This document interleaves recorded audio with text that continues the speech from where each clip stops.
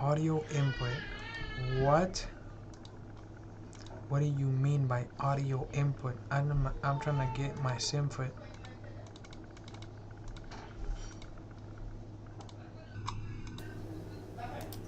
Why did this just got out?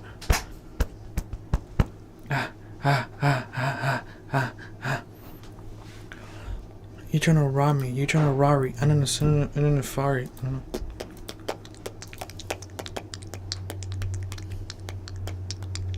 What's the audio input?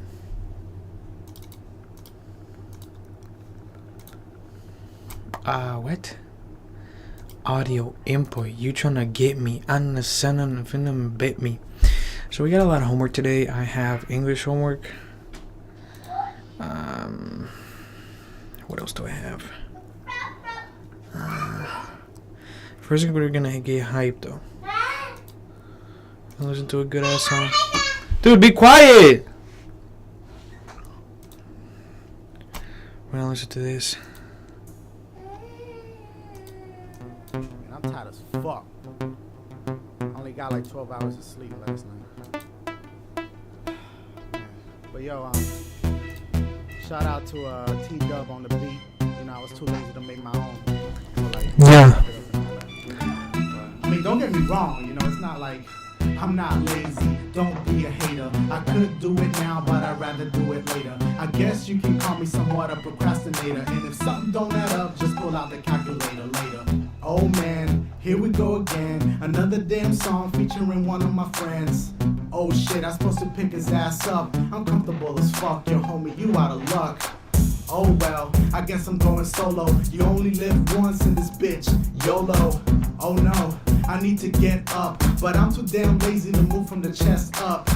Wait, I mean from the chest down. Messed up so many times, I'm starting to lose count. It's been a week now, I haven't checked my account. For all I know, all the checks I wrote bounced. I'm not lazy, don't be a hater. I could do it now, but I'd rather do it later. I guess you can call me somewhat a procrastinator. And if something don't add up, just pull out the calculator later. I'm not lazy, don't be a hater. I could do it now, but I'd rather do it later. I guess you can call me somewhat a procrastinator. If there's something I don't like, I'll just deal with it later. Blah, blah, blah, blah, blah. I would cook fish, but that shit's gotta fall. I would eat it frozen, but that would hurt my jaw. And I'm too damn lazy to drive to the hospital. Wait, what the hell just happened? I don't give a damn cause my popcorn's popping, huh? And when the microwave beep, it's gonna sit there cause I'll probably be asleep. Damn, I'm feeling kinda ill. Yo, I really need to chill. Everything is getting dark, what the deal? Wait, did I forget to pay my power bill? I'm not lazy, don't be a hater. I could do it now, but I'd rather do it later. I guess you can call me somewhat a procrastinator. And if something don't add up, just pull out the calculator later. I'm not lazy, don't be a hater. I could do it now, but I'd rather do it later. I guess you can call me somewhat a procrastinator. If there's something I don't like, I'll just deal with it later. Yo, wait, hold up, 3 verses? Fuck that. Too lazy for that shit. Yeah, I'll just do like a little dance break or something. Yeah. Do the lazy dance. Do the lazy dance. Do the lazy dance. Do the lazy dance. Do the lazy dance. Yeah. Alright, that's it. I'm done. Get some sleep or something. Work too damn hard. Whatever, man. That's all the motivation I needed, baby. Come on. Damn, I'm tired. And it's that boo. I mean, I only have time to take what, like... Actually, one more. Anyway, check this out, look. Yeah, I'm still lazy and you still a hater. I ain't gonna do it now, I ain't gonna do it later. So, please, just shut your ass up. See, I would do it for you, but I'd have to get up. So, forget that. Let me just rap. It would take a lot of energy to punch back. Oh, and besides, I gotta walk BB. I'll do it in a little cause I'm trying to watch TV. Oh shit, my favorite show just came on. I would cook something, but I lost my apron. It's the only reason I've lost a little weight. When I think about moving my body, it's like, wait. Are you sure about this? You make a good point, plus I got a bag of chills. Oh damn, I ate the last one. If I don't eat something soon, I'ma throw a tantrum. Damn, my place is a mess, I gotta clean up. But if I wanna do that, I'd have to lean up. Ha, I guess it's staying like this. And I'm still a little pissed about my chips. Yup, I'm still lazy and you still a hater. I ain't gonna do it now, I ain't gonna do it later. So please, just shut your ass up. See, I would do it for you, but I'd have to get up. Hell yeah, I'm still lazy and you still a hater. I ain't gonna do it now, I ain't gonna do it later. So please, just shut your ass up. See, I would do it for you, but I'd have to get up. Yo, let's go to the club. You gotta be crazy, man. I'd much rather stay home and do the lazy dance. What about them hoes? Man, them chicks can wait unless you find a cute one that love to procrastinate. Okay. Damn, that was a long ass word. Now I'm feeling too tired to take my ass to work. I guess I'll call in sick, but my phone way over there and my fingers too thick to dial with. Plus I don't like my boss, so I'll quit. And they ain't give me a raise, and I've been there for 2 weeks. If they don't like me, they could kiss my 2 cheeks. Hey, see, now I'm getting off track. Since I'm always feeling tired, I should take some more naps. Damn, I dozed off. I would do laundry if I took my clothes off. Yeah, I'm still lazy and you still a hater. I ain't gonna do it now, I ain't gonna do it later. So please, just shut your ass up. See, I would do it for you, but I'd have to get up. Damn right, I'm still lazy and you still a hater. I ain't gonna do it now, I ain't gonna do it later. So please, just shut your ass up. See, I would do it for you, but I'd have to get up.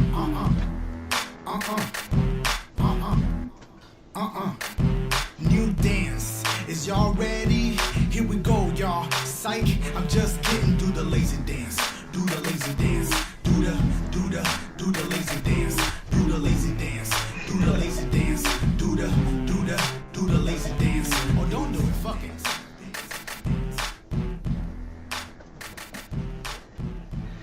Damn!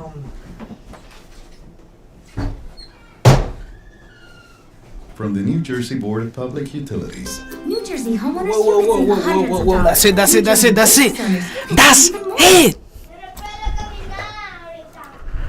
Shut your little ass up, bro. What?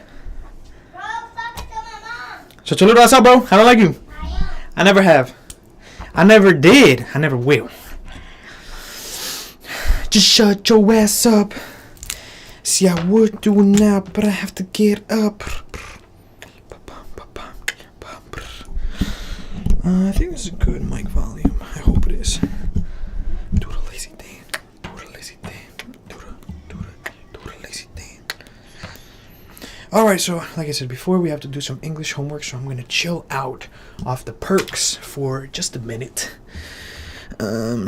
Hopefully I'll get done by 6. I have to do a scholarship thing too, so I can get some bread for a car. Because I'm broke. Bro, I just want a shitty Honda, man. That's all I want. I just want a shitty Honda that I can drive in. That's the dream. That's the dream. Just a bad car that I can drive in, not have to worry about. What's the button? There you go. Okay, but let's do it. Let's formulate more Obviously, thoughts. it's an adversarial situation. Both sides in Adnan's case were suspicious that the other was playing fast and loose when they could, and it could get bristly. Here's prosecutor Casey Murphy during a bench conference at the first trial before Judge Quarles. Judge, I'm going to object to defense counsel calling my co-counsel an asshole at the trial table, as she did just a moment ago. I did not hear that. I wish I could complain to a judge every time someone called me an asshole. Anyway, Quarles says he knows Christina to be a, quote, pit bull on the pant leg of justice, unquote, but an otherwise courteous person, and how about everybody just behaves themselves, okay? But 5 days later, Quarles loses his patience with Christina. It's over something small. Kevin Urich asks if he can show Exhibit 31 to the jurors. It's the AT&T call records from Adnan's phone, showing calls from January 12th, 13th, and 14th. Christina says she hasn't seen it before. Urich says that's not true, she has. They'd already stipulated to the call record. She says, yeah, but I hadn't actually looked at it before. I haven't physically seen this exhibit. Quarles calls him up to the bench. Ms. Gutierrez, he says, if you're going to stand there and lie to the jury about something that you agreed could come in, I'm not going to permit you to do that. Christina says, Judge, the fact that I agreed, but he cuts her off. That was a lie. You told a lie. I'm not going to permit you to do that. "That's not a lie, Judge. I resent the implication." Christina starts getting heated now. Quarles says, "Please be quiet. Please be quiet." She says, "It's very hard to be quiet when a court is accusing me of lying." I don't want to overdo it here, but it's possible that had this bench conference not happened, Adnan's whole life could have been different. That first trial, according to Adnan, to Christina's colleagues, to people who were watching it, seemed to be going well for Adnan's side. It was moving fast, and Jay seemed to be more on the defensive. And then this happened. And of course, jurors overheard it, despite the white noise they turn on during bench conferences to muffle the sound. After a break, Christina asks for a mistrial. Quarles says he's gotten a note from alternate number 4. In view of the fact that you've determined that Ms. Gutierrez is a liar, will she be removed? Will we start over? Quarles says to Christina, "Your motion for mistrial is granted."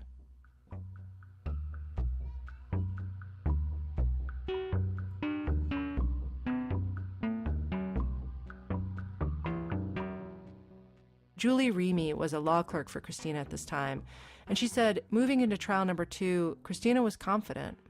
I mean, look, the jury's polled after the first, at the end of the state's case, and, they're giving the indication that they're going to acquit. And then you turn around and, you try it in front of a different jury, and it comes out completely, the opposite. Wait, so you guys polled the jury after the mistrial? I wasn't part of it, but I know the jury was polled after the mistrial. By her? That was by her, and I believe, the law clerks. Okay. Maybe Mike was involved. I'm not sure. But the jury was polled, and it was at the end of the state's case. They interviewed the jurors, and they gave every indication that they were heading toward an acquittal. In fact, it wasn't quite at the end of the state's case. The AT&T expert hadn't testified about the cell tower technology, and Jen hadn't taken the stand either, which is significant. But it's true the jury had heard the bulk of the state's case. To have that information, you got to feel pretty good about that. As the defense attorney, I would expect, being a trial attorney myself, that you would kind of want to stay the course and, keep doing the same things and hope to get the same kind of result. But you just never know with these juries. True, different jury, you gotta but feel also pretty good different about that, judge, as the slightly defense different attorney. arguments, different I would weather, expect, for all we being know, a trial winds attorney blowing myself, slightly you more would this kind way or of that. want to stay the course and, There's so many factors, including chance, which no one wants to think about in a first-degree murder case. But of course, luck is part of it too.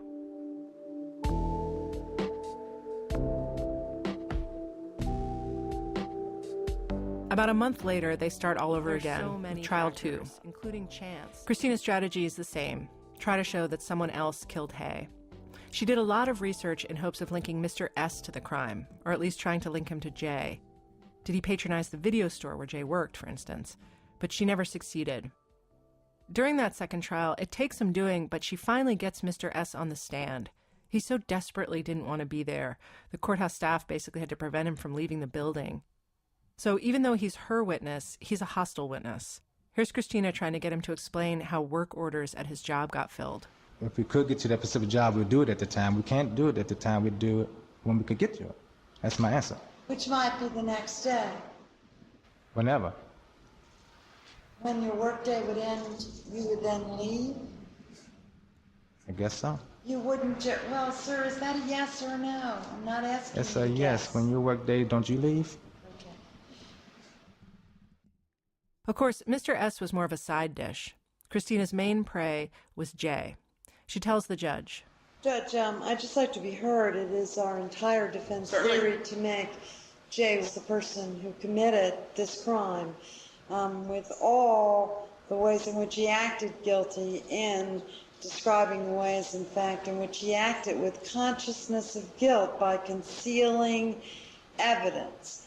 His clothes, his boots, his outer coat, his shovels, wiping shovels to conceal evidence, as he said, both in his statement and on cross, to conceal evidence of his involvement. Christina cross-examined Jay on 5 different days. She was exhaustive and exhausting. Her questions are detailed and deliberate. But somehow the way she questioned him, and maybe it was the half-speed pacing or the sing-songy aggression, somehow to me it added up to something less than effective. Her punches, and there were many, many punches, don't always appear to land. The prosecution just did like a masterful job of presenting the facts. Adnan says Christina, actually he calls her Ms. Gutierrez, that Ms. Gutierrez did do some great things for him. She was successful in barring the school nurse from testifying at his second trial, for instance. That was the woman who said she thought Adnan was faking his reaction after Hayes' death. But he says he wishes some of her arguments had been clearer.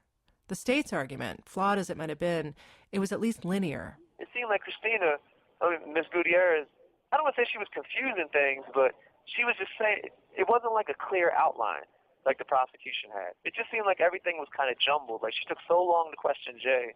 She took so long to cross-examine people. It was just like, it was almost like, I don't even remember what we started talking about. Right, you kind of lose the thread of what is this even about. Yeah. Right. To give you an idea, in Jay's first and second tape statements to detectives, he tells them different stories about when Adnan first told him he was going to kill Hay. In the first statement, he says Adnan mentions it that same day, January 13th, while they're driving Adnan back to school at lunchtime. In the second tape statement, he says Adnan told him the night before, and also that Adnan had been talking about it for 4 or 5 days already. When he testifies at trial, though, he goes back to the first version, that he first heard about it from Adnan on the 13th. So obviously, Christina questions Jay about all this. It's fertile territory for her side. Listen to how she does it. This tape goes on for a while, by the way, but I want you to get the full effect. On another occasion, you told them, well, the conversations I had with Adnan Saeed, they occurred 4 or 5 days earlier, right? Yes, ma'am. And let me make sure, because now there are new interviews. Your very first interview occurred at a time when there was no tape recording, right? Yes, ma'am. And on that occasion, did you tell him it occurred on the 13th? No, ma'am. Then your second interview, after the tape recorder got turned on, did you tell him it occurred on the 13th? No, ma'am. And on the 15th of March, did you tell him it occurred on the 13th? I believe so. Well, sir, do you recall that actually on the 15th of March, you told them that Adnan told you that he was going to kill that bitch? Yes, I remember. So on the 15th, you actually told them that you knew a whole day ahead of time that Adnan was going to kill his girlfriend. What? The previous evening, yes. Pardon? The previous evening it's supposed to be. I can't hear you, sir. No. So something just happened. Jay just admitted something or didn't admit something, but I honestly can't tell if it's a point for the defense or for the prosecution or if it's a draw. There were lots of stretches like this, where it seemed as if her cross-examination went so far into the weeds, it was hard, even for me, reading it years later, to hack back to the main trail. A juror that Dana interviewed, a guy named Theodore Wotus, said Christina's strategy was a little lost on them, too. The defense attorney, everybody, it's been a long time ago, but everybody would seem to think that they're talking, but they're not saying nothing. You know what I mean? They're not making a point. So there was just like a lot of words. Right. They talked and didn't prove anything. You know what I mean? I think there's a good chance, though, that Christina leaves these threads hanging for a reason. As another defense attorney explained to me, during cross-examination, you don't want to tie each point up in a bow in the moment. You don't want to tip your hand, because then the other side might come back with questions on redirect examination that could undo what you've just laid out. So you save all the threads and then tie them up in a nice, fat, unassailable bow at closing, after all the testifying is over. And indeed, Christina does revisit Jay's testimony at her closing, the gist of which is, the detectives arrested Adnan because of what Jay told them, and what Jay told them wasn't true. Quote, and he lied to them about many, many things. It wasn't just that things didn't match up, they were lies. They called them lies. Jay called them lies. On the 15th of March, on the 18th of March, on the 13th of April, every single time, lies, unquote. Clearly, Christina put a ton of time and effort into discrediting Jay. But the fact is, the jurors believed him. They didn't think he'd be sitting there talking about this if it weren't true. She was less rigorous on other aspects of the case.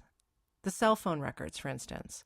Her main argument there was that the way the state's expert, Abramowitz, tested the sites wasn't valid because he used an Ericsson phone to make the calls, a different brand than Adnan's, which turned out to be a bad bet on her part. The brand of the phone doesn't matter. But what she didn't do with the cell phone evidence was attack the state's timeline, call by call, tower by tower, or point out with clarity that a significant swath of the day, the hours between noon and 6 p.m. on the call log, do not match Jay's testimony. There did come a moment in the second trial, though, when Christina really came to life and just kicked ass. She teased some information out of Jay she hoped would change the course of the proceedings. It had to do with Jay's plea agreement with the state, and specifically the attorney who was representing Jay. According to Adnan, when she figured this one thing out about Jay's lawyer, she told Adnan this was their big chance. I remember Ms. Gutierrez getting really excited about that. Like, this is like a huge thing. Jay had been charged with a felony, accessory after the fact to first-degree murder. He pled guilty and had an agreement with the state that if he cooperated, basically showed up in court and told the truth, his sentence would reflect that. In the end, he got no jail time. For that plea, he had his own lawyer, a woman named Anne Benaroya. She was representing him pro bono. She wasn't a public defender. She was a private defense attorney. Now, Christina had been complaining to the court that the prosecution hadn't been totally forthcoming about Jay's plea and how it came about, which isn't unusual in a trial like this one. But in the middle of the second trial, Jay says something that Christina would later call the magic information. It happened on the stand when she was asking Jay how Benaroya came to represent him. She asks, "Did anyone help provide you a lawyer?" Did anyone help provide you a lawyer? Objection. Overruled. Yes, ma'am. Who? Mr. Urick. Mr. Urick, the prosecutor?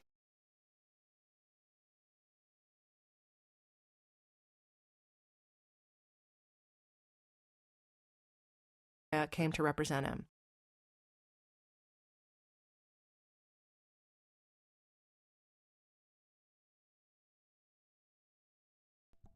She asks, "Did anyone help provide you a lawyer?" Did anyone help provide you a lawyer? Objection. Overruled. Yes, ma'am. Who? Mr. Urick. Mr. Urick, the prosecutor in this case, helped provide you a lawyer? Yes, ma'am. What?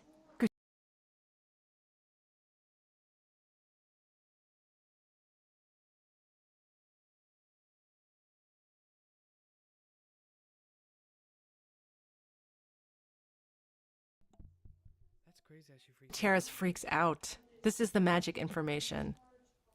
Jay testifies that after his last interview with detectives in April of '99, he had no contact with the cops or the prosecutors until September 6th, so a long stretch where he doesn't know what's going on. He says he'd called the office of the public defender to try to see if he could get himself a lawyer, and they told him, "Unless you've been charged, we can't help you," which is true. So Jay says the next thing that happens is the cops come to see him on September 6th and tell him he's about to be charged with accessory after the fact and that he'll be able to get a lawyer. The next day, September 7th, they come pick him up, they book him, and they take him to the state's attorney's office. He meets Kevin Urick, the prosecutor. Jay says he's never met Urick before. And then he says Urick introduces him to Anne Benaroya, who can represent him for free. Jay and Benaroya talk privately for a while, and then they sign the plea agreement. Then, that same day, they all go across the street to the courthouse and present the signed plea to a judge. If you or a loved one is an attorney, your jaw is hanging open right now, correct? Prosecutors do not find attorneys for witnesses they are prosecuting. That is not a thing. A former prosecutor who worked in the Baltimore office at that time said she'd never heard of anything like that happening before. It sounded very strange to her. Hence, Gutierrez's freak out. There is no jurisdiction in America that affords a prosecutor the right to pick counsel for its witnesses. Nowhere! If Jay got a free lawyer thanks to the state, Christina argues, that's what's called a benefit. It's worth money. And it could look like Jay is being paid by the state for his testimony, or else maybe Jay felt beholden to the state for giving him this benefit, and therefore might lie to please them. And if it could look like that, she says, then the defense was entitled to know about it before this second trial or the first trial began. And here she was learning about it at this late date. That, she said, was a violation of the rules of discovery. She sounds so mad. The jury's not present for this ranting, by the way. But probably she was also giddy with gotcha excitement. She told the judge, this is so patently improper. To have a witness who has this benefit and may feel indebted in a way that may affect what he testifies to the man who provided him the lawyer, to the man who selected the lawyer. Once she'd bitten into this, Christina did not let go. She wanted to wrest from it everything she could. Maybe a mistrial, maybe some other relief. They spent hours on this issue over several days of the trial, sometimes in front of the jury, sometimes not. I called Benaroya about this to find out if it was true that Yurick sought her out and that the first time she met Jay was in Yurick's office on the same day they signed the plea agreement. She said, no, it could not have happened that way. Absolutely not. At trial, though, Yurick doesn't dispute it. And at Jay's sentencing in 2000, Benaroya says to the judge, quote, when Mr. Yurick first mentioned this case to me and asked me if I would consider speaking to Jay, unquote. The judge, Wanda Hurd, agreed with Christina that this arrangement looked fishy at best. She was not happy about it. But she also said, the witness in question, that is, Jay, he doesn't seem to be aware that it's messed up. He doesn't appear to think he's getting a benefit or being paid in some way for his testimony, or that anything untoward went on. So it would seem his testimony isn't tainted by any of this, and that's the main thing. So A for effort, Judge Hurd tells Christina, but overruled. And that, more or less, was that. Wow, that's crazy. In terms of defense witnesses, the case Christina brought was swift. It took about 2.5 days for her to rest. Aside from the cops, a private detective, and the guy who surveyed the burial site in Leakin Park, the other witnesses Christina put on the stand were mostly character witnesses who had either neutral or nice things to say about Adnan. Whatever his assignment, Adnan strives for excellence at all times. His teachers remark that he's a bright, conscientious, and hardworking student who approaches his studies with sobriety. That's Adnan's guidance counselor, Betty Stuckey, reading from a college recommendation she wrote for him, which, incidentally, she printed out for Adnan on January 13th, the same day Hay disappeared. She was the last defense witness at trial. He participated in building a solar vehicle that won 6th place in national competition in Topeka, Kansas last spring. Furthermore, he works diligently on projects sponsored by the National Honor Society. That's crazy, bro. Your whole life is done. When Rabia Chowdhury first told me about Adnan's case, she told me she thought Christina had bungled it, on purpose even, so she could make money off the appeal. That was the only way Rabia could account for screwing up the Asia thing. And she said she thought Christina's defense, the witnesses she brought, were laughably weak. Very. I do not agree with Rabia's assessment of Christina. I do not believe Christina threw this case on purpose. Because from reading the transcripts and watching the trial videos, you can see her scrapping on Adnan's behalf at every opportunity, sometimes in long and rather beautifully constructed extemporaneous paragraphs. She made 1,000 strategic decisions about what to pursue when. She had 4 clerks plus an associate, so 5 people working on the case. It's not like she did some sloppy rush job. I know that losing the case, she was sick over it. I don't think she ever got over that case. This is Julie Remy again, who worked for Christina at the time of Adnan's trial. And I can tell you the physical effects and the depression that, I saw firsthand. She was, I think she went into kind of a deep depression after that case, and I don't think she ever really bounced back. She really was impacted by the loss of that case. People who worked with Christina back then, they all said the same thing, that she was tireless and she cared a lot about her cases, including Adnan's. She was always going 100 miles an hour. One guy said she'd sort of fly into the office in the morning, sunglasses on, hair flying, barking orders. She smoked and she cursed and she fiercely mentored her clerks. She could be a giant pain in the ass, but also she was a giant in the profession, not just in Maryland, but nationally. She did the first, or at least one of the first, DNA cases in Maryland. To figure out how to explain it to a jury, I heard a story that she went to a grade school and practiced. Each time a kid said he or she didn't understand the science, she started over. Damn. Christina did one of the first cases in Maryland that used luminol to track blood spatter.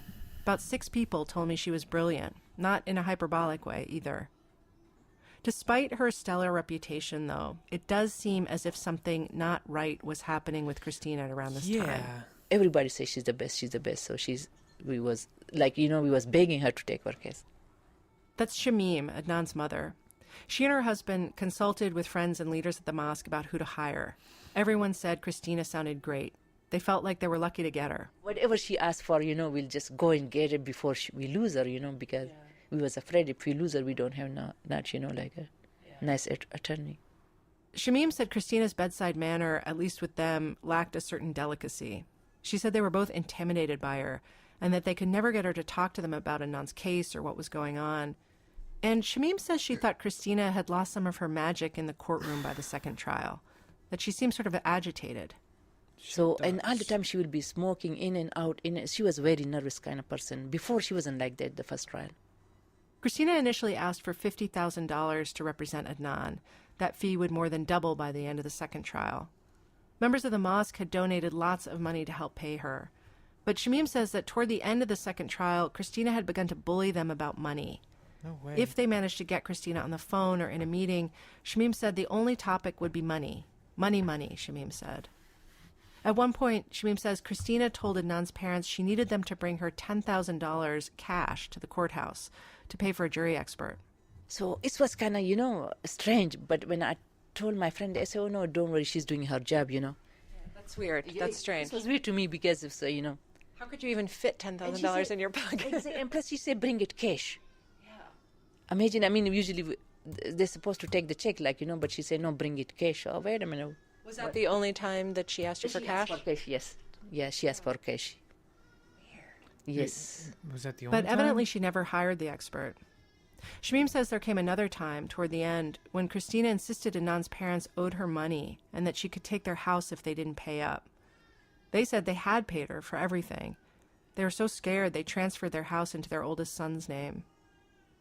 I bring all this up because Adnan's parents were not the only ones who had dealings like this with Christina. I spoke to another couple, Ron and Sue Whitman, and to hear them tell it, on the heels of Adnan's conviction in early 2000, Christina began to go downhill pretty fast. The Whitmans hired Christina to defend their 15-year-old son in what might be the worst and saddest case I've ever heard. Their son, Zach, was accused and ultimately convicted of killing their younger son, Greg, who was 13. What? It's just a terrible, gruesome, confounding case. And so the parents, I can't even begin to imagine. But anyway, they seek out Christina because she's been recommended to them, and they'd read about her defense work in the paper. And at first she was great, they said. She successfully argued a couple of important pretrial motions. Ron Whitman said she was magnificent in the courtroom. But then, as time went on, things started to get weird. This was around the same time she was working on Adnan's case. She'd be late, really late, filing briefs with the court. The Whitmans' case was in Pennsylvania. They live right on the border with Maryland. So that meant the briefs had to be filed in the courthouse in Harrisburg. They'd check in for weeks in advance with Christina, they said, asking, how's it going? When can we review the brief? No brief. Day of, even. No brief. Twice, Ron had to go wait for the brief in person at Christina's office in Baltimore and then race the 80 miles to Harrisburg, meeting up with Sue along I-83 so they could get it stamped by 4:30 p.m. at the court. No brief. Ron said one of them would have to run in while the other waited. They didn't even have time to park the car. That is insane. The Whitmans talk about many of the same things Shamim told me. That they couldn't get a hold of Christina, or saw that things weren't getting done, but when they asked people who knew her, they were told, don't push it, it'll be fine. Here's Sue Whitman. And they would say to me, this is how Tina works. This is, don't tell Tina what to do. This is what she does. She's very good at it. Don't worry about it. So someone that has worked with Tina for years tells you that this is just her way. Then you think that this is just her way. Ron says it got worse and worse. Adnan's trial ended in late February of 2000. By the end of that same year, Christina had been hospitalized at length. She had diabetes, she had MS, she got very, very sick. Her law clerks told me they'd bring files to her in the hospital. One of them told me Christina would sneak cigarettes in the bathroom. In other words, she was still at it, and maybe she shouldn't have been. Ron Whitman says it should have been clear to everyone around her that Christina couldn't keep up with her cases, but no one cried uncle.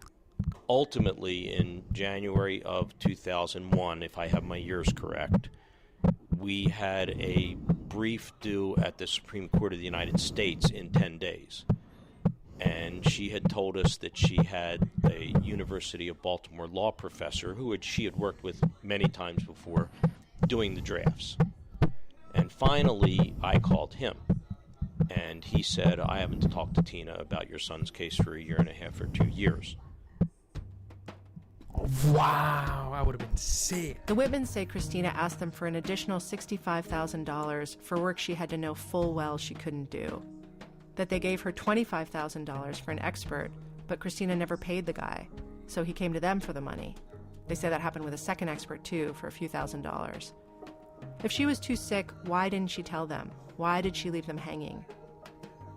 Christina's career had collapsed by the spring of 2001, a year after Adnan's trial ended. According to newspaper stories in the Baltimore Sun, written by me, Christina had gotten in trouble with the Attorney Grievance Commission of Maryland.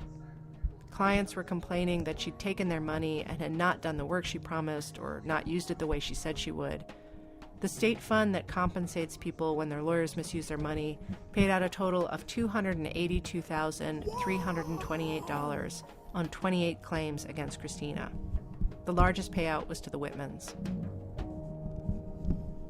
The Whitmans feel as though she was lying to them, trying to get as much money out of them as she could. A more generous assessment would be that Christina was in denial about how sick she was. And people who worked with her told me she was never much interested in the business side of things. It wasn't her forte. One former law partner of Christina's told the Whitmans that Christina had been slipping for a while, the past 5 years even. Damn.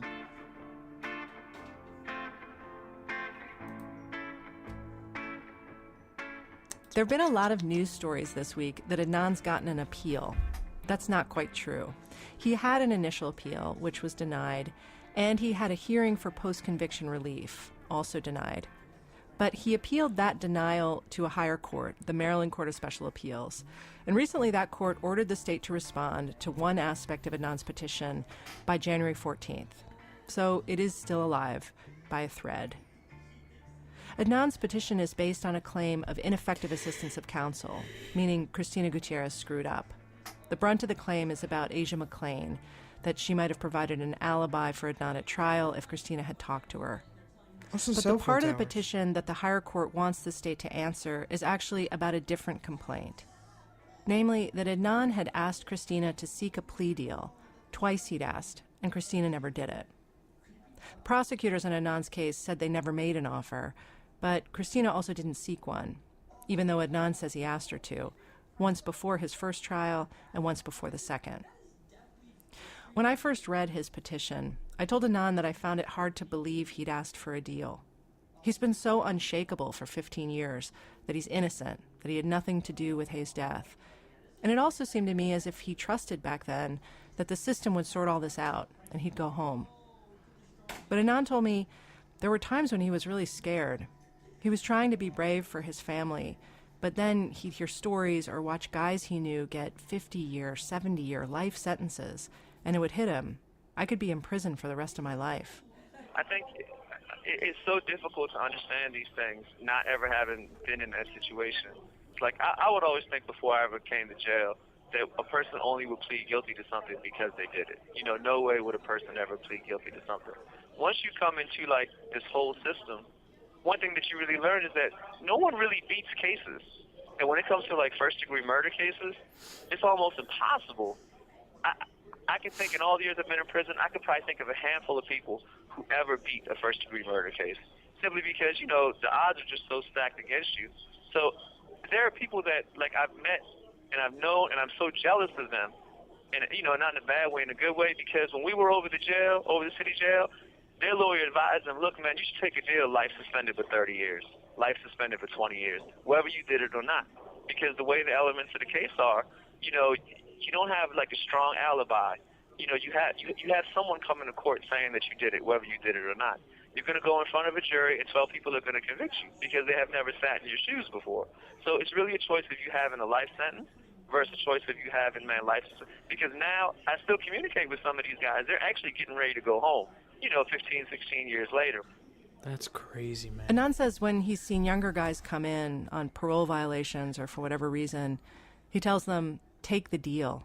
Regardless of whether you did it, take the deal. Because Adnan has maintained his innocence, he's got no hope of getting out, or very little hope. That's how the system works. He understands that now. Technically, Adnan is eligible for parole, but the chances of getting it are so slim for anyone with a life sentence for first-degree murder, but especially if you don't show remorse. Because, you know, what if he's a psychopath, right? Next time on Serial.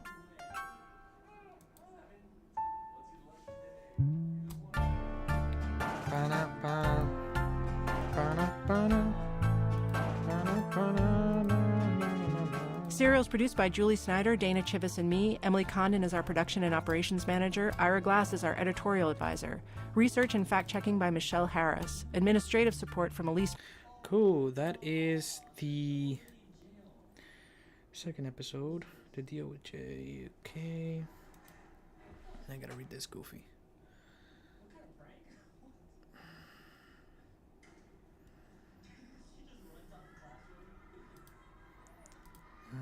Hold on.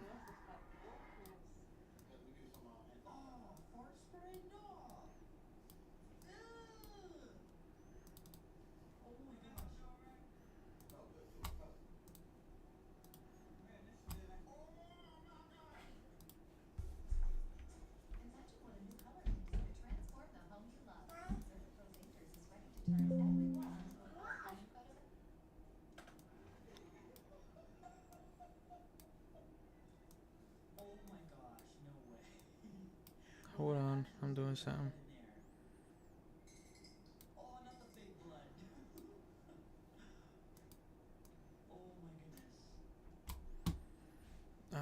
Text.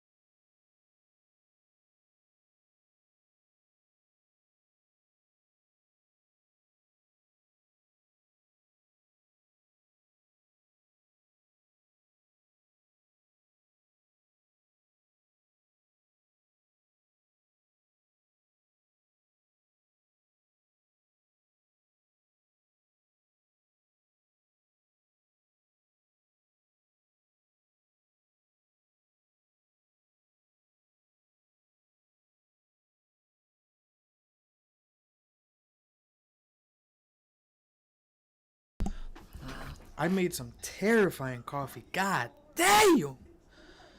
That's horrid, brother.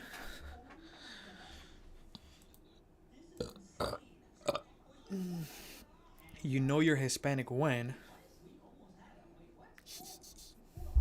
pan dulce, pan dulce. Where the bros at? Where the bros at?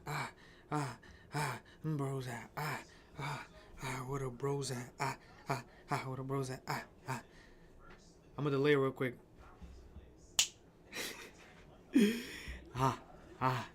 Where the bros at?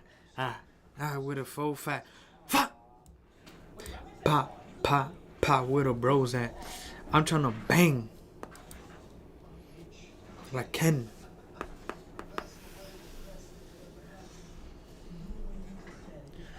Stop for a moment. Consider what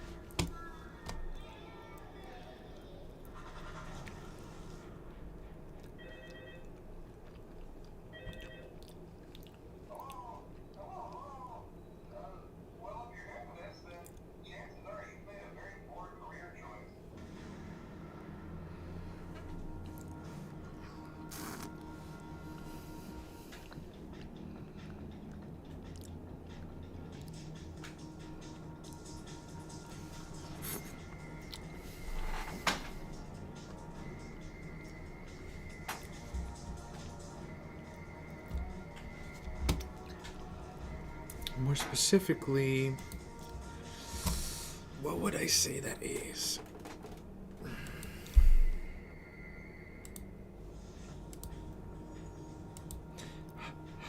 Where the bros at?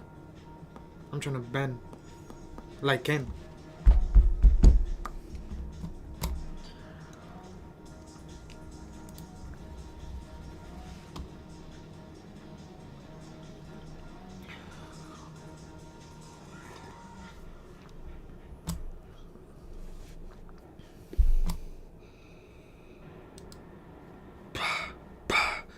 Where the bros at? Where the pros at? Platinum. Where the bros at? Where the bros at? Where the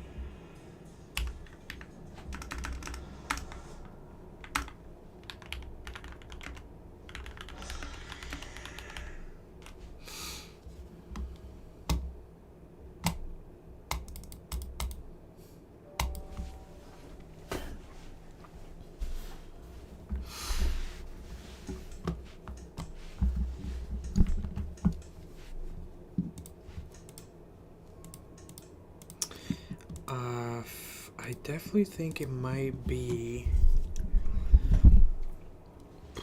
That's hard, dude.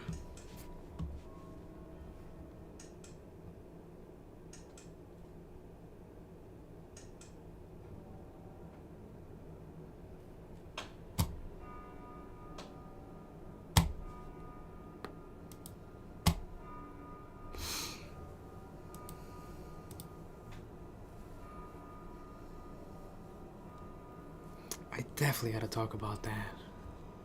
Black. He's black. Where the bros at? I'm trying to bang.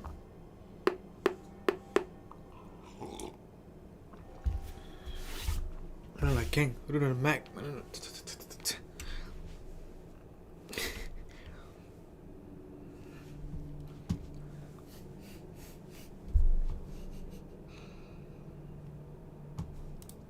Okay.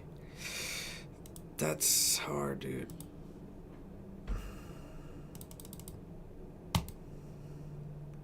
It's just preconception that is built from story after story. Wait, let me see what she says.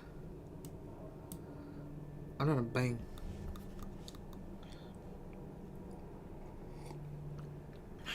Love builds a happy home. That's right, man. That's right. God damn it. That's right! Perception that is built from story after story. That's right. I'm trying to bang. I'm trying to bang.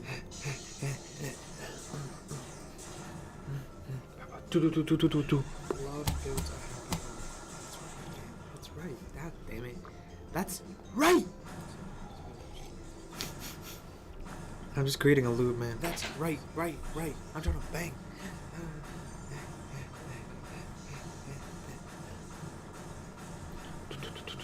Do.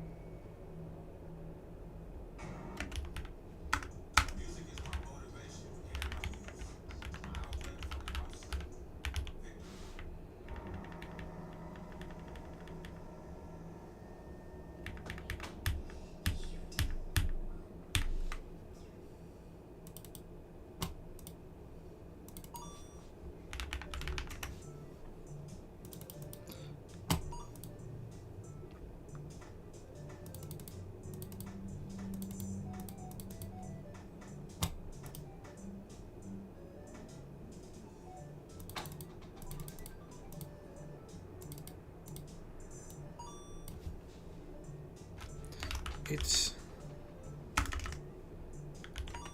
irrelevant.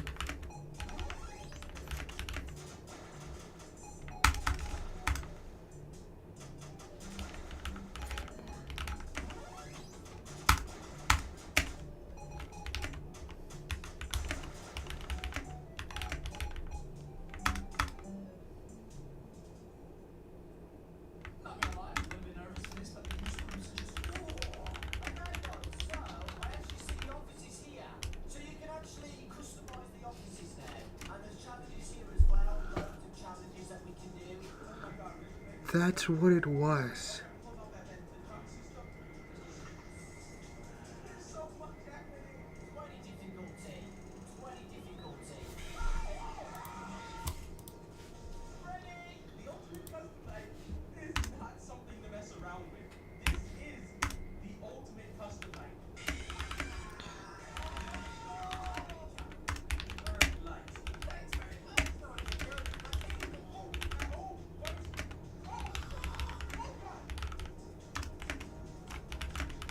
Then he changes it to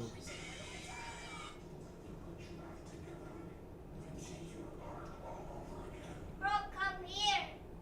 I'm doing homework, Mateo. There's a YouTuber in this. Okay.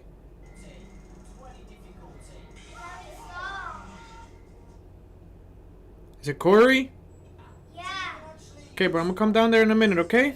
At 5.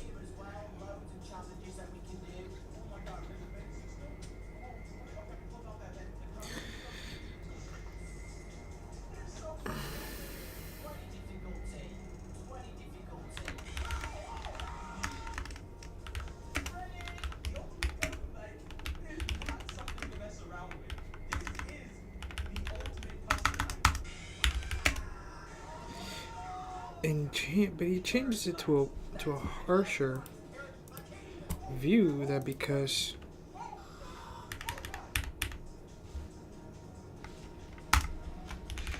she didn't give him the control he wanted,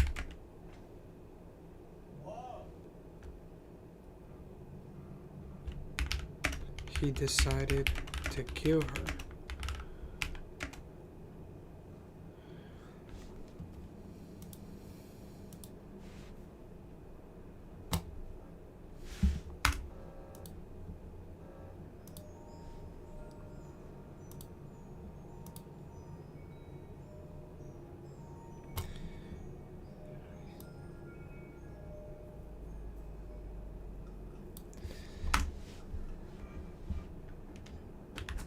And so he's inadvertently adding a grotesque sort of demeanor. Pakistanis may not even have that control. In other words, they are monsters. But yet, he says his religion did not influence him or the other Jews.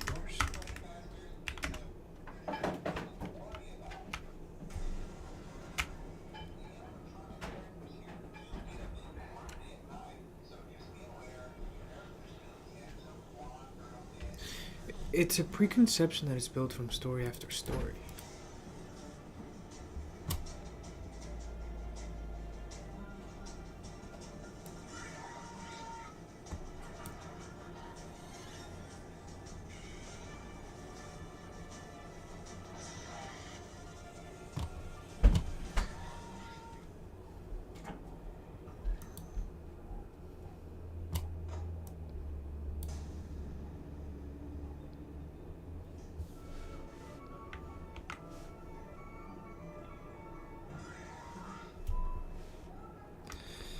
Yeah, it's definitely problematic, for sure.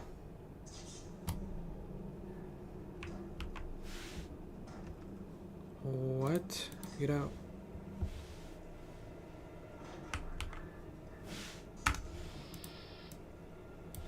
Like where the bros at?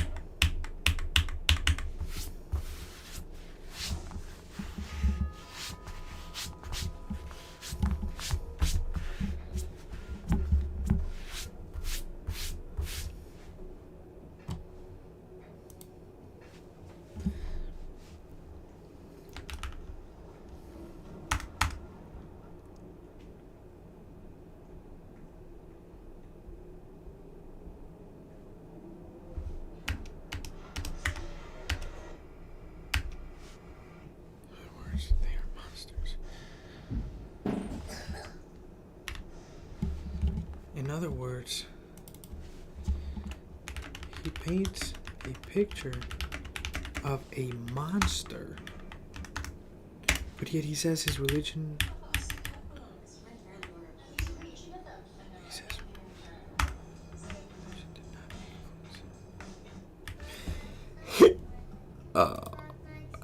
Yeah.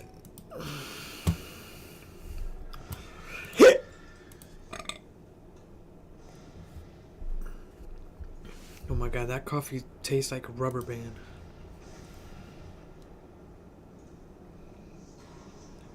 Next thing would be true. Because of the first.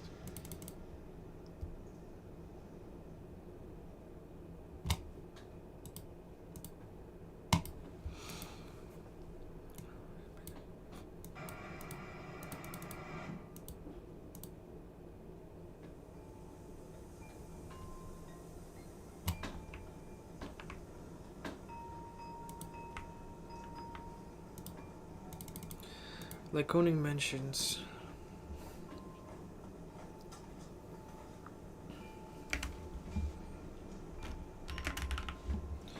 like Koenig mentions in her depiction of this bias.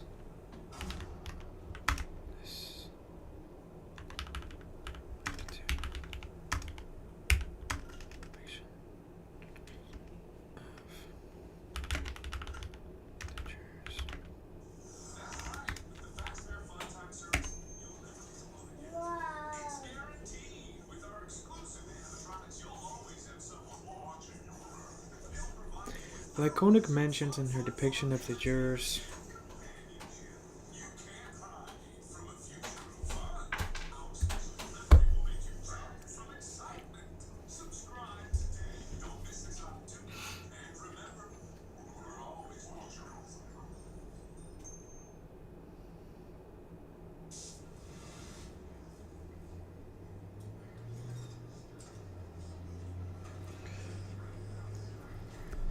I can't think of the word, man. I hate that.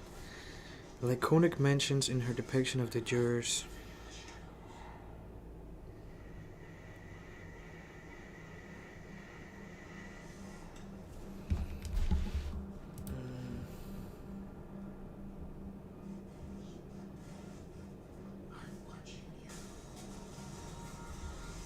Cognitions?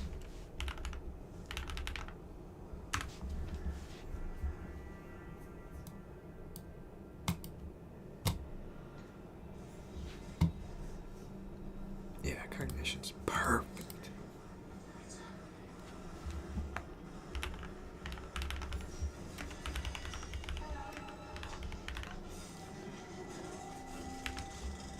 Stereotypes about a non's culture were there looking in the background.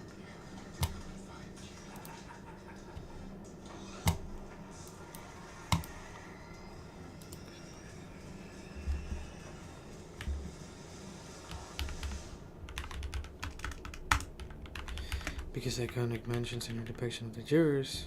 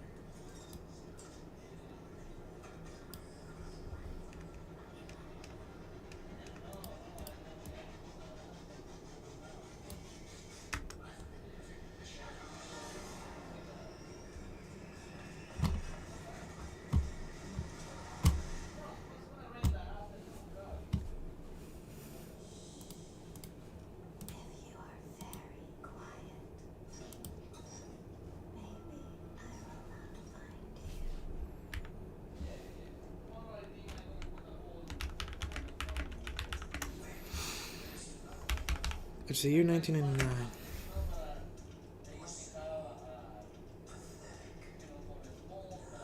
It's the year 1999.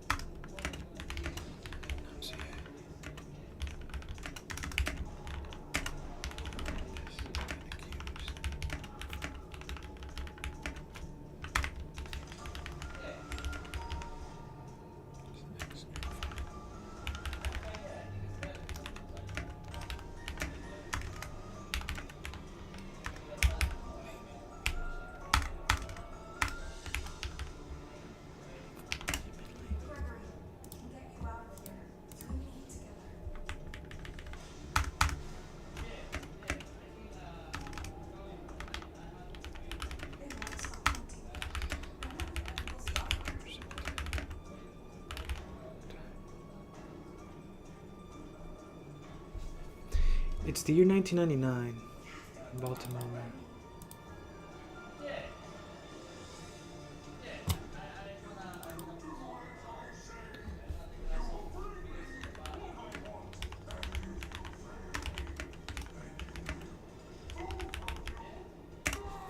It's the year 1999. It's the year 1999 at Woodline High School, Baltimore, Maryland. Adnan Syed has just been accused of killing his ex-girlfriend, Heyman Lee, both teenagers. Both teenagers at the time.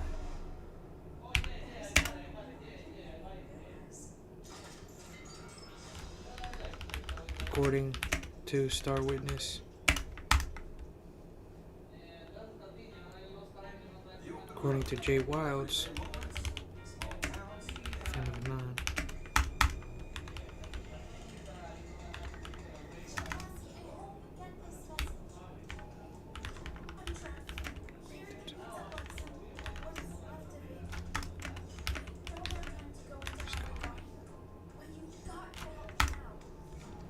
it's the year 1999 at Woodline High School, Baltimore, Maryland. Adnan Syed has just been accused of killing his ex-girlfriend Heyman Lee, both teenagers at the time. According to Jay Wilds, acquaintance of Adnan, he was with him.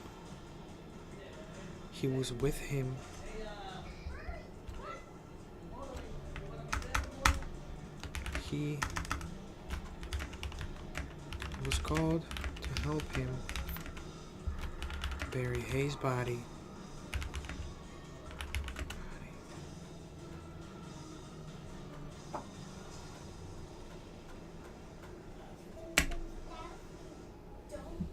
Jay Wilds. He was called to help him bury Hayes' body.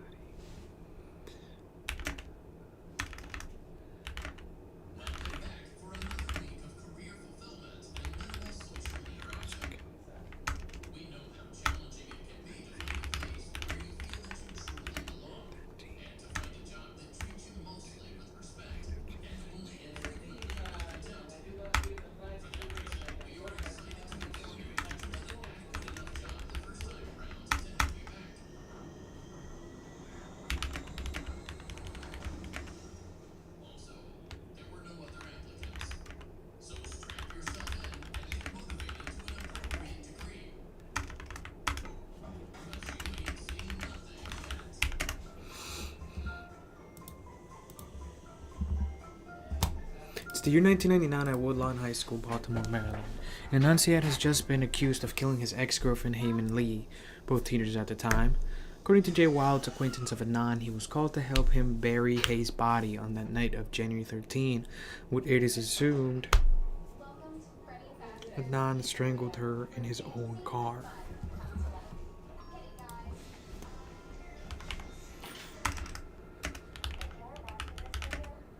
How many years later? Serial.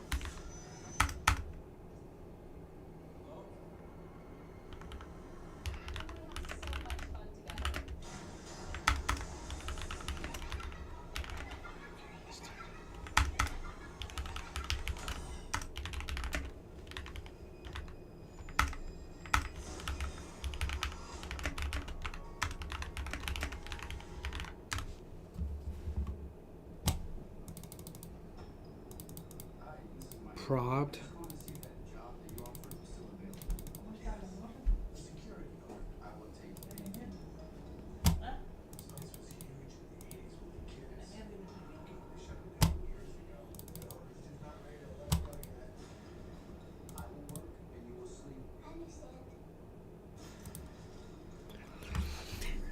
It's the year 1999 at Woodlawn High School, Baltimore, Maryland, and Adnan Syed has just been accused of killing his ex-girlfriend Heyman Lee, both teenagers at the time.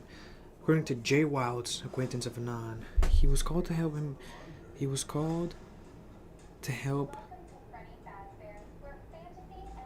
He was called to help bury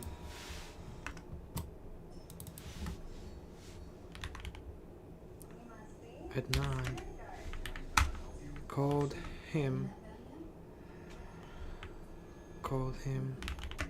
to help bury Hayes' body on the night of January 13, where it is assumed Adnan strangled her. Later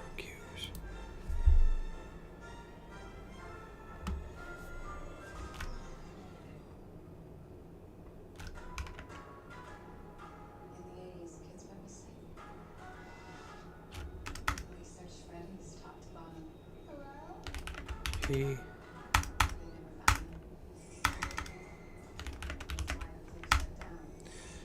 He would later spend countless years in prison without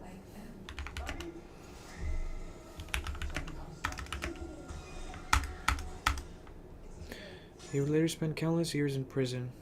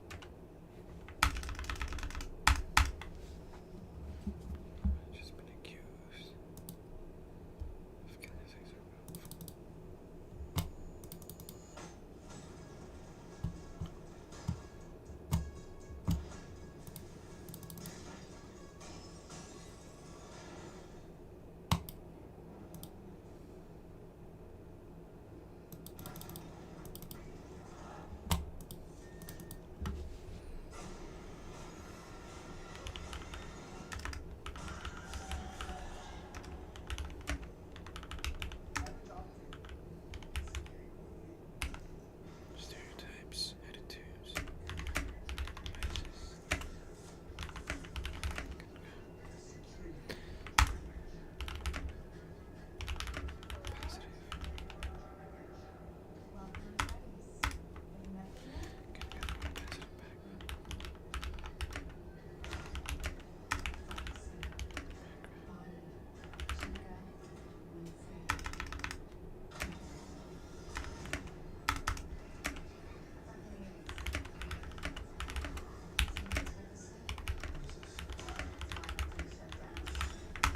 I see.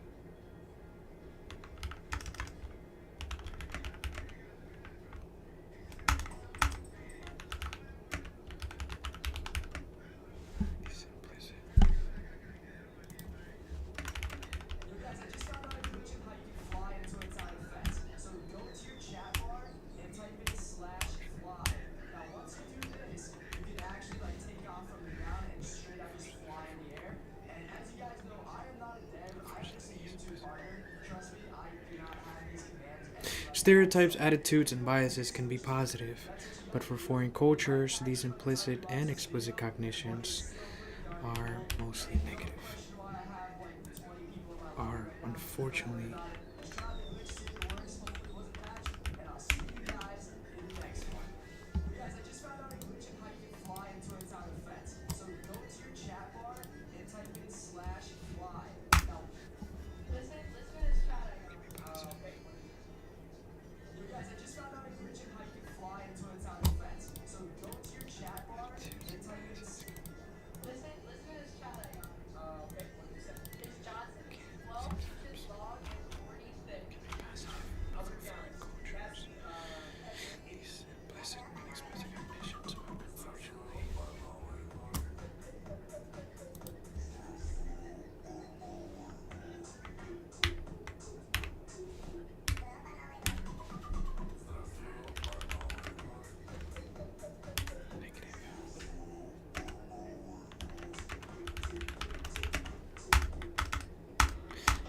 terrible title, but it'll work for now.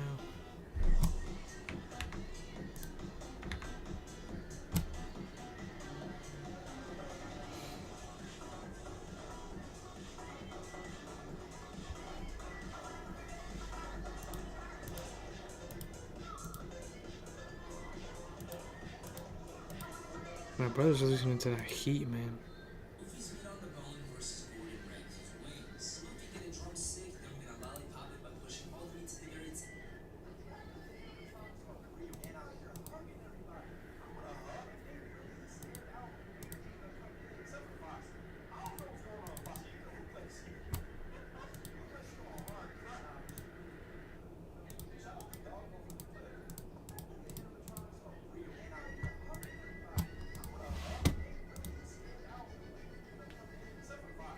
How do I add this, dude? Oh my god.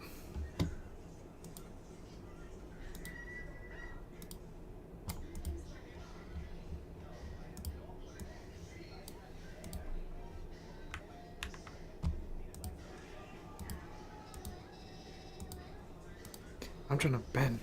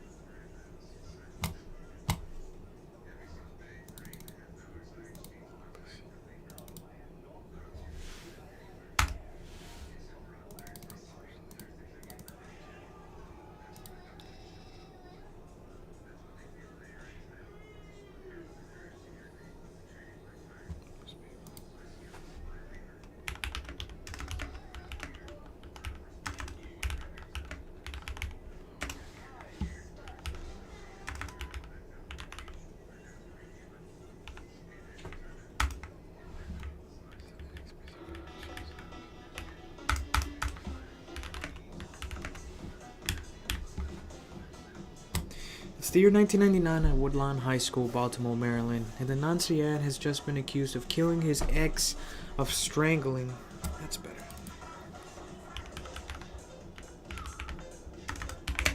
Of strangling his ex-girlfriend.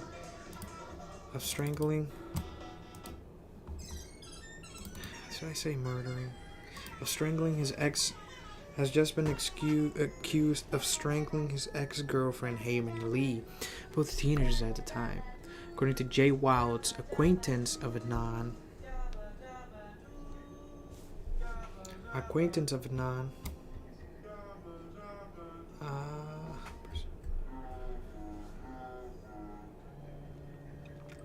according to Star Witness,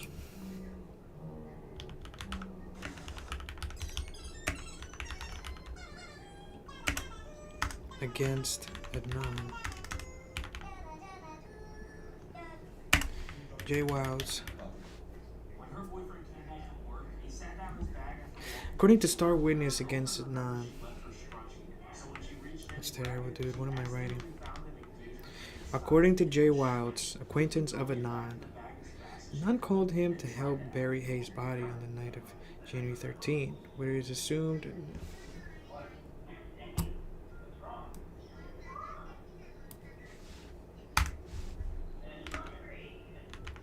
And because of Jay's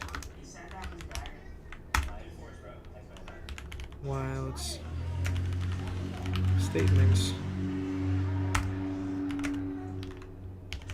Adnan would later be sentenced. What was a non-sentence?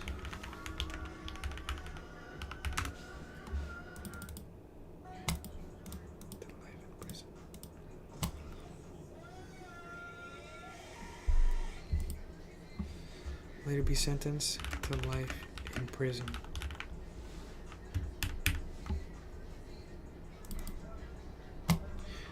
$15 years later. 15 years later.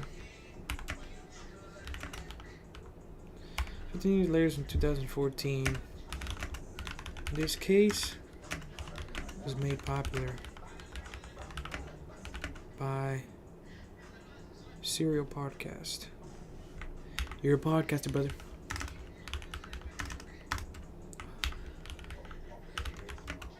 Serial podcast. Hosted by Sarah Koenig, who investigates and presents facts as well as questions and even theories for the case.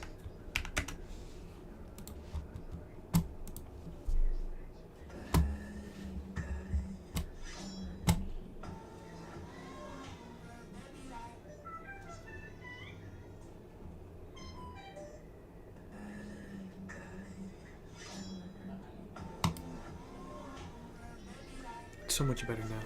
Makes sense. It's the year 1999 at Woodlawn High School, in Baltimore, Maryland. An enunciate has just been accused of strangling his ex-girlfriend, Heyman Lee, both teenagers at the time. According to Jay Wilde's acquaintance of Adnan, Adnan called him to help bury Hayes' body on that night of January 13, and because of Wilde's statements, Wilde's statements, Adnan would later be sentenced to life in prison. 15 years later, in 2014, this case was made popular by Serial Podcast, hosted by Sarah Koenig, who investigates and presents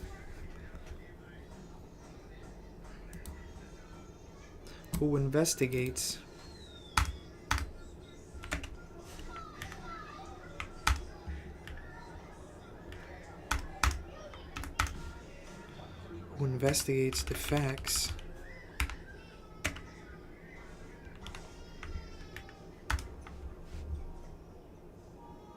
posts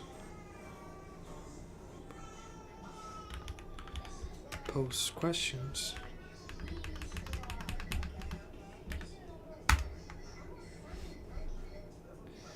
"15 years later, in 2014,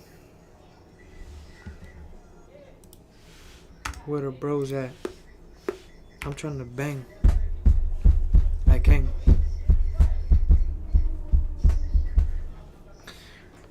15 years later, in 2014, this case was made popular by Serial Podcast. Podcast. What the hell? 15 years later, in 2014, this case was made popular by Serial Podcast, hosted by Sarah Koenig. Hosted by journalist Sarah Koenig, who investigates the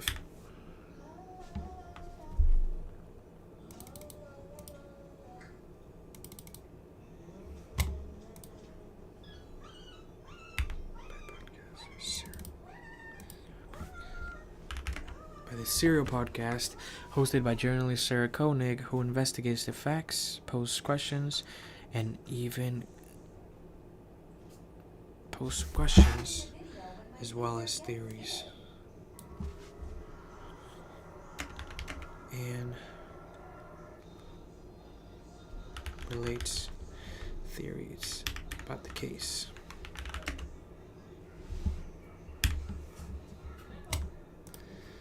What else do I need to have there?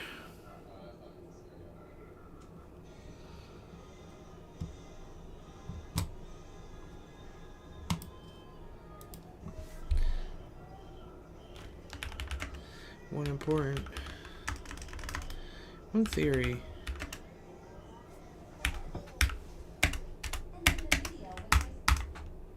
She briefly touches on is the idea that Adnan was doomed from the start.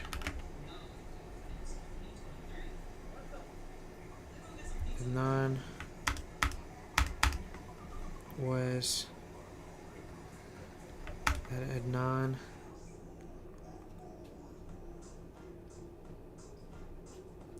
one idea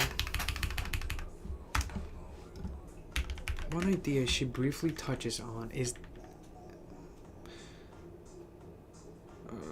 no, that makes no sense. One theory she briefly touches on is the idea that Adnan was screwed up because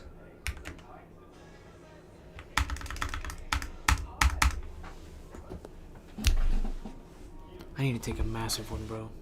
I've been taking like mad massive ones. Holy crap.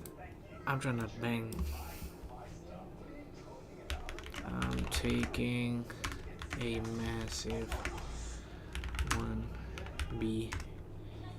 BRB. I'm trying to bang. Hey. I'm trying to bang. Hey. I'm trying to bang. You do the Mac.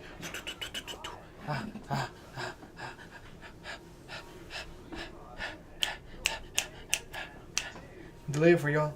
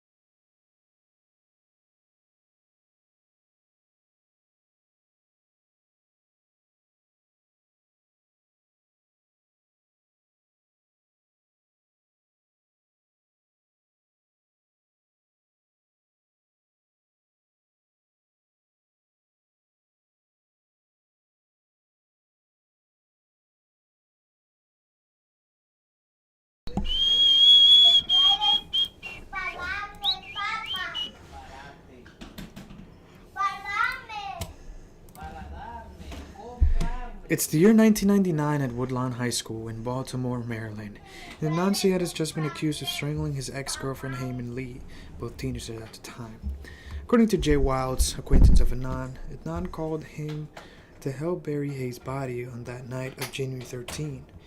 And because of Wilds' statements, Adnan would later be sentenced to life in prison. 15 years later, in 2004, this case was made popular by the Serial podcast, hosted by journalist Sarah Koenig, who investigates the facts, poses questions, and relates theories about the case. One theory she briefly touches on. One comment she briefly is stereotypes. One comment she makes.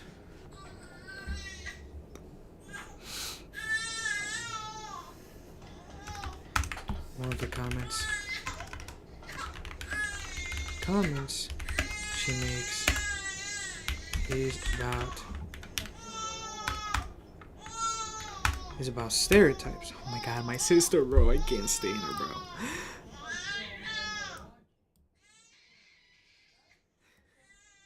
You can hear the mic. Here on the mic. I like to fight. Sing. Chandler, bring R.I.P. my boy. Gustavo, Frank. I like to sing. Just like my butcher and the bang. R.I.P. that man. Bro, can you please get your baby sister? I can't, bro.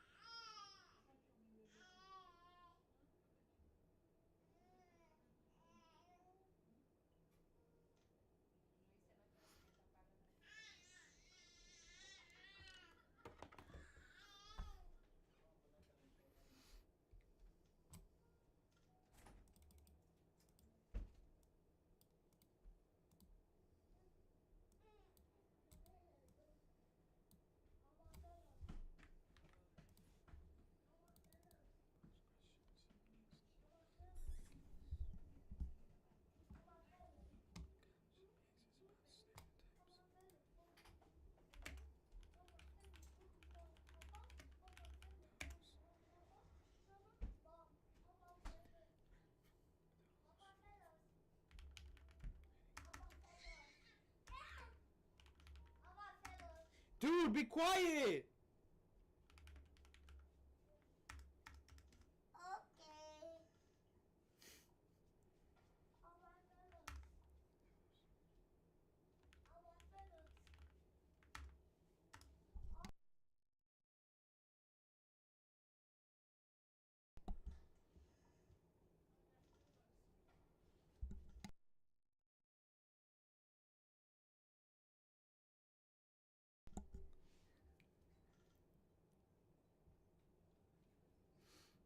One of the many comments she makes is about stereotypes, especially those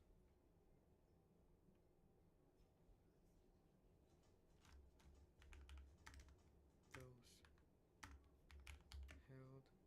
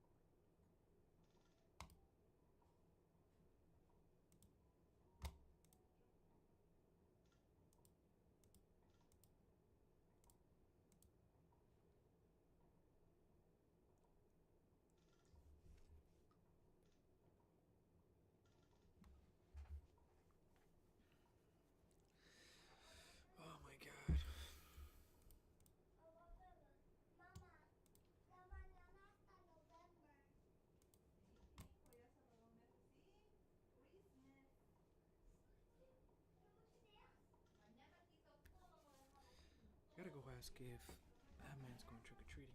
I'll be back.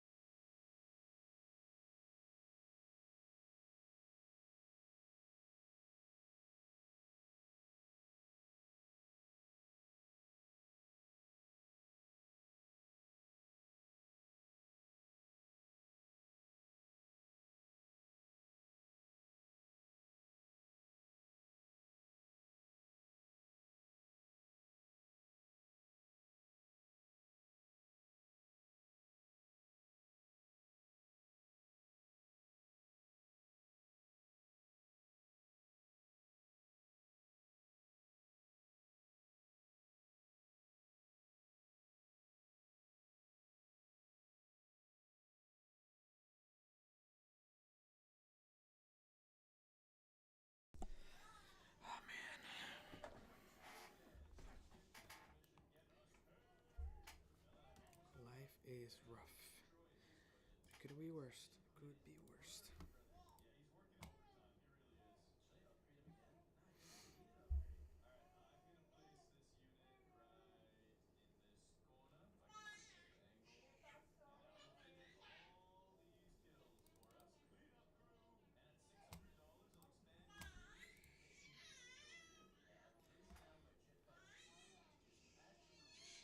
Wait, hold on.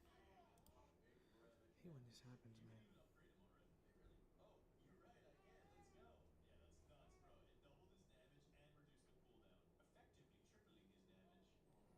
Cool. Koopy's nice.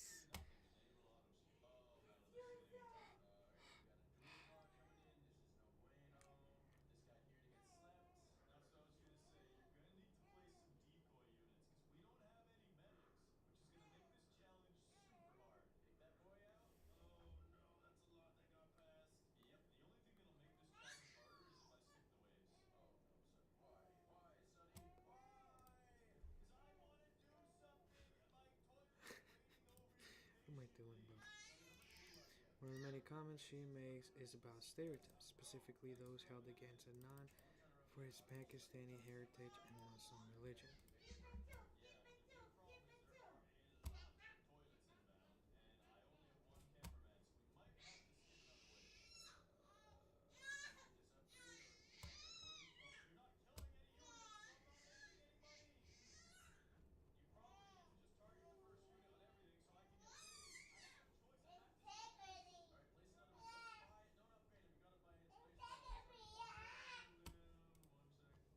Jerry comes.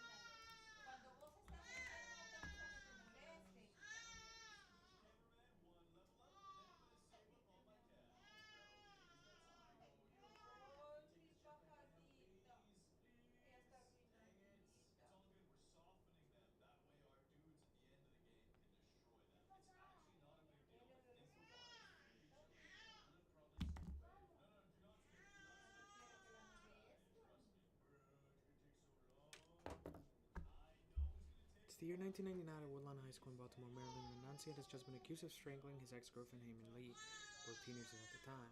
According to Jay Wild's Acquaintance of Adnan called him to help bury... called him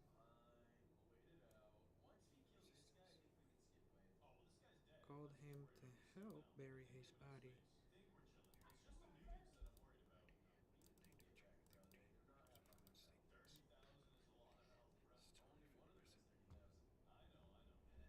15 years later, in 2014, this case was made popular by the Serial podcast.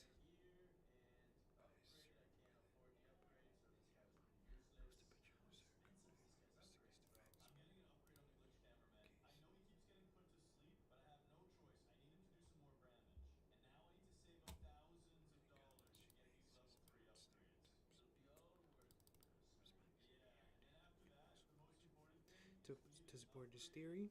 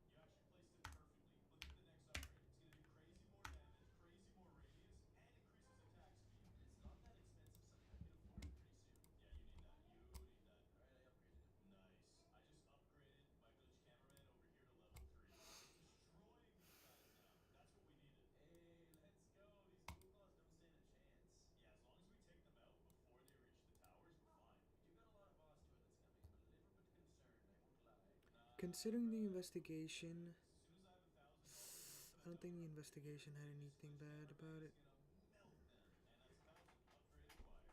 Testimony, bail hearing, trials, and other court proceedings.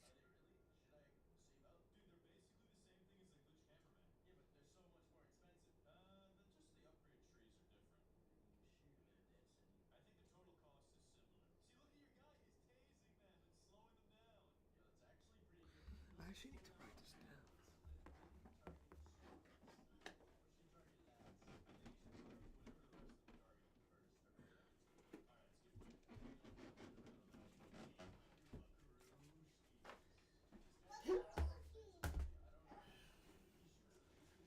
Are you still done? Yes. What? Yes. I'm trying to bend. I don't have the money I can. Good job. What does it say? It says stuff that you don't understand.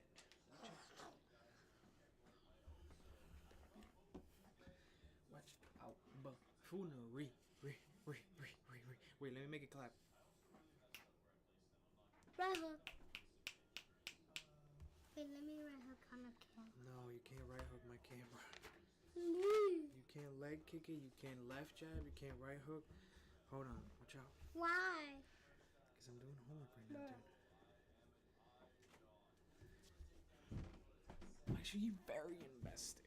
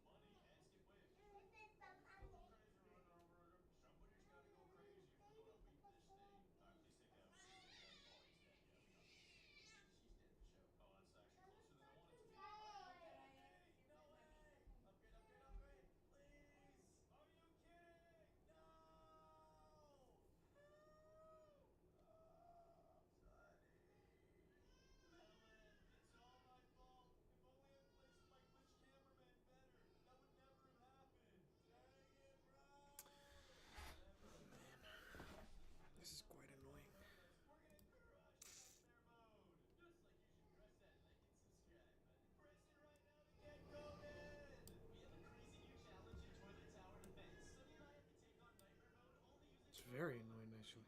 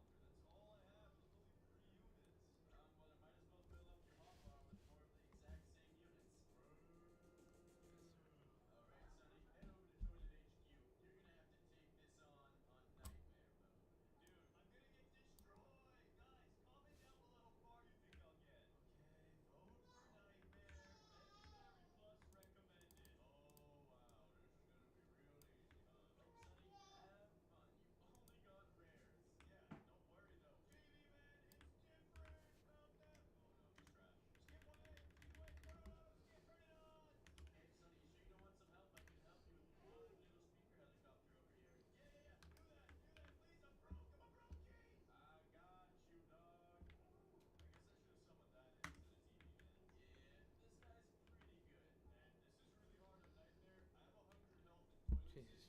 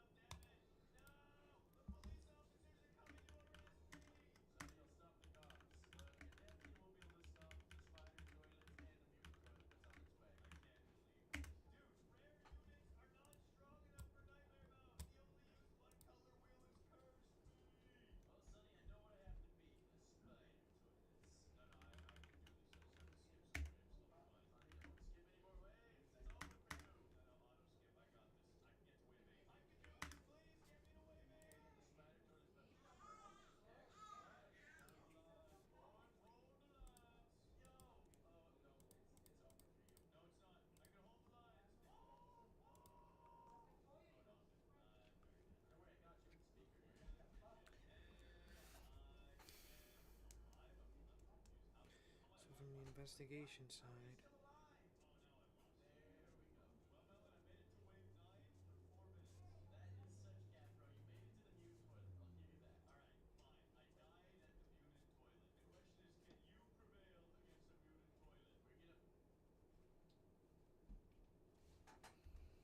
what could be implicit bias? Negative effect.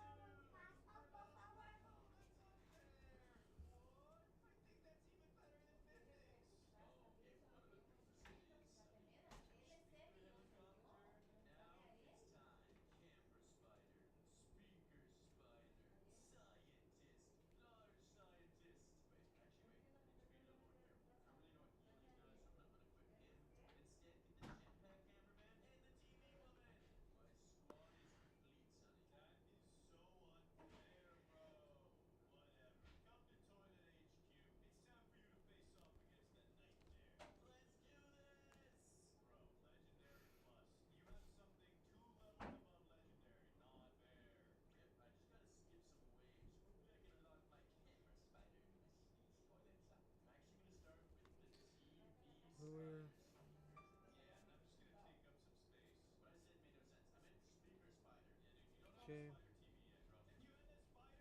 No.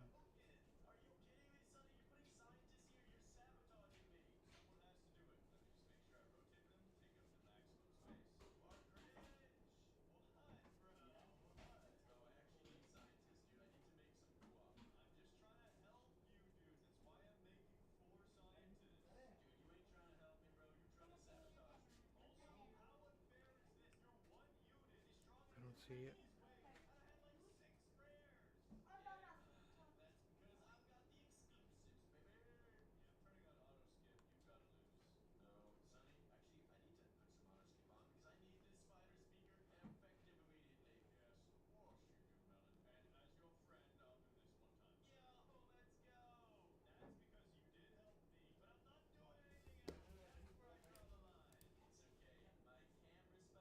I got it.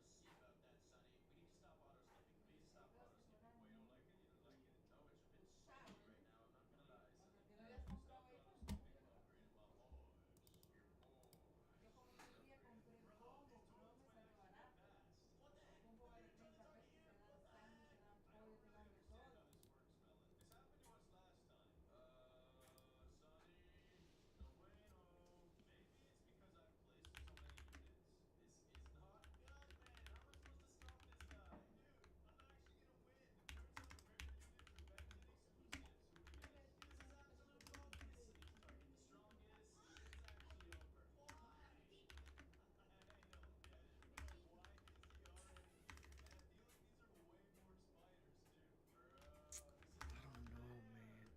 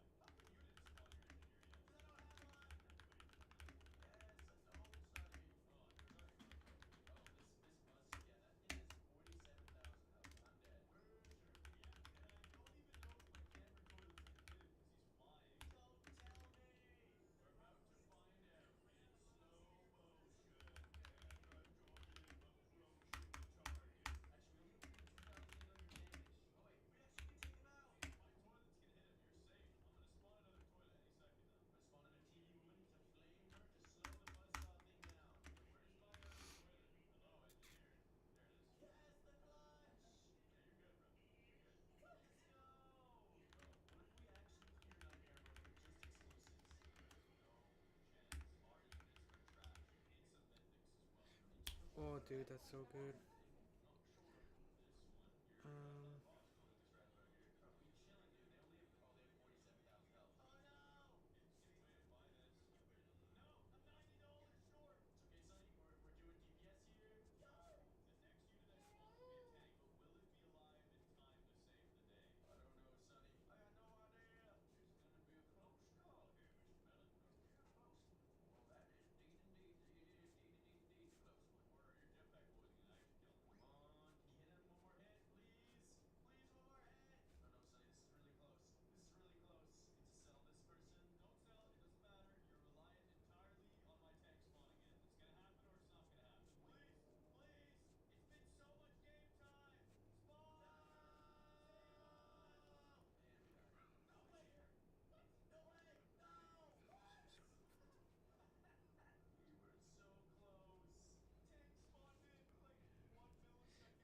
And SG.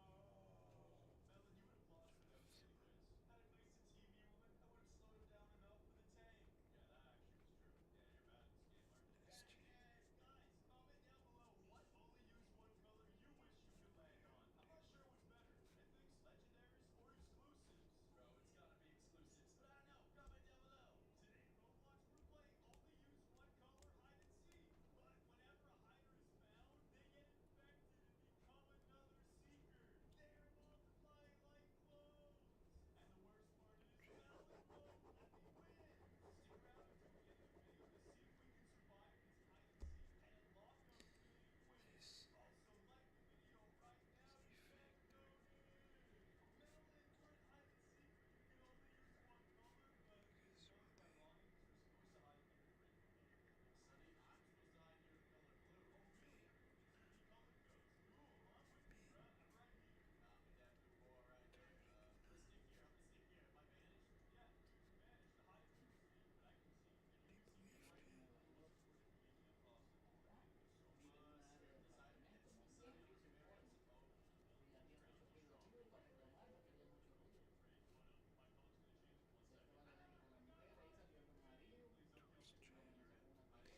Yes.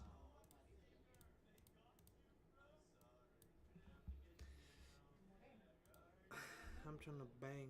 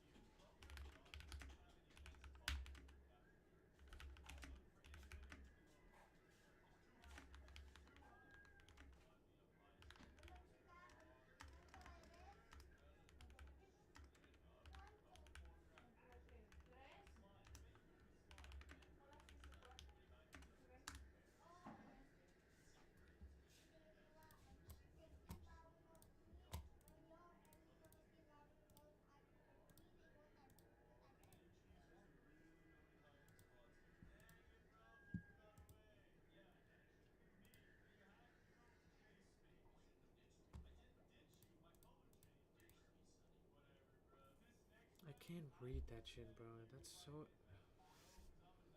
That's a joke, bro. Wait, I can't read it.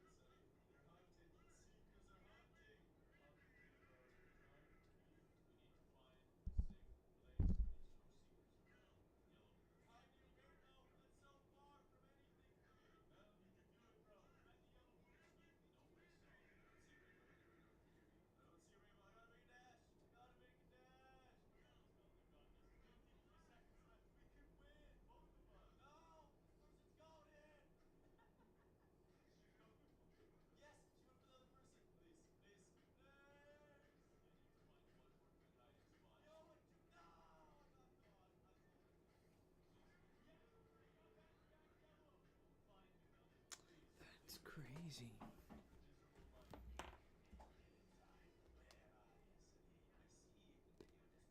That's very... Okay, I'm gonna end the stream. It's been a minute, man. I don't know how long it's been. It's been a minute. Oh my god, 2 hours and 30 minutes since I've been working on this. I've got a pretty good amount of stuff done, and I just found out a very interesting part of the case. French teacher. It builds up. It builds up really well, and I like it. I'm gonna continue it later on when I come back from trick-or-treating. Maybe work on it for a couple of hours, but so far I'm just gonna write down the things I think are important. But it's going pretty well. Hope you guys have been, I don't know, productive, I guess. But I gotta go, man.